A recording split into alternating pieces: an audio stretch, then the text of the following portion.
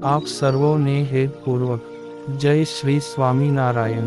આજની સત્સંગ કથા વાર્તા નિજ મંદિર સાવરકુંડલા પવિત્ર ચાતુર્માસ વિશેષ।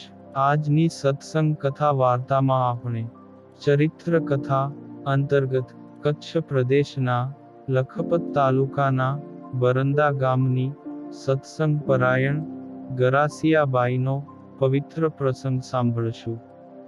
જય સ્વામિનારાયણ બેન, ચાલો પધારો ધામમાં। આપને તેડવા માટે મહારાજે અમોને અહીં મોકલ્યા છે। પોતાના આગમનનું કારણ જણાવતા પાર્ષદોએ કહ્યું। ત્યારે બાઈ કહે કે પધારો પધારો પ્રભુના પાર્ષદો, પધારો। મારા ધન્ય ભાગ્ય તે મને આપના દર્શન થયા ને આપને મોકલ્યા એ તો ઠીક છે, પણ મહારાજ પોતે કેમ નથી પધાર્યા? આમ બાઈએ સહર્ષ આવકાર આપીને જિજ્ઞાસાથી પૂછ્યું। ત્યારે મહારાજ કેમ નથી પધાર્યા એની તો અમને કાની ખબર નથી, પણ અમોને આદેશ થતા અમો આવ્યા છીએ, આવું મુક્ત પાર્ષદોએ સ્પષ્ટતા કરતા જણાવ્યું। આપ પ્રભુના પાર્ષદો આવ્યા એ ઘણી સારી વાત છે, પણ હું તો મહારાજની રાહ જોઉં છું ને મેં તો મહારાજને રાજી કરવા માટે શિક્ષાપત્રીની આજ્ઞાઓ બરાબર પાળી છે।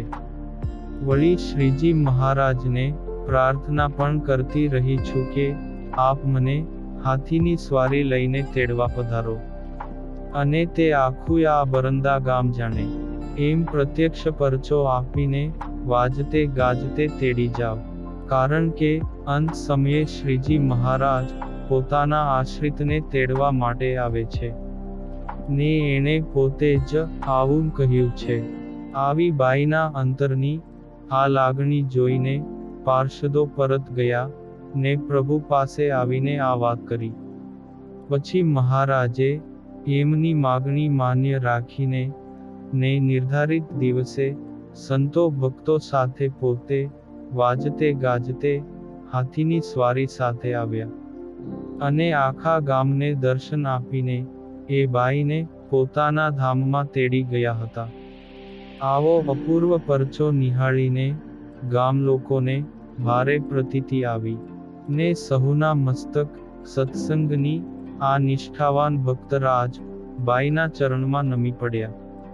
આમ આ સત્સંગ પરાયણ ગરાસિયાબાઈના પવિત્ર જીવનનો આ પુનિત પ્રસંગ પોતાના પરિવાર અને ગામજનોને પુરુષોત્તમપણાનો નિશ્ચય દ્રઢ કરાવી ગયો હતો।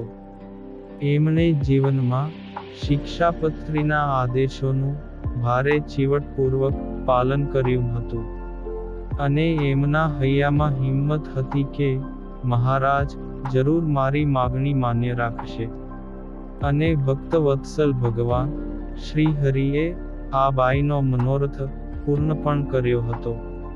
આ પાવન પ્રસંગ આપણે પળે પળે પરચામાંથી સાંભળ્યો, અને હવે પછીની કથા વાર્તા આપણે આગળના ભાગમાં સાંભળશું। અત્યારે આપ સર્વોને ભાવથી જય શ્રી સ્વામિનારાયણ।